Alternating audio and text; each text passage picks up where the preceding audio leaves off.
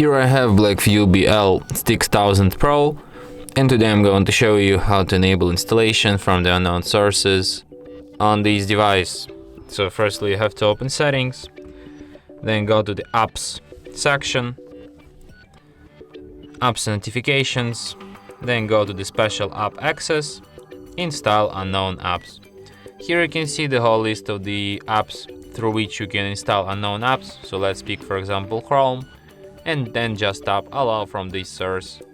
And now you can install unknown apps through the Google Chrome as much as you like. You can do the same thing to all the apps in this list and install unknown apps through them instead. And that's it. Thanks for watching. If you find this tutorial useful, don't forget to hit that like button and subscribe to our channel.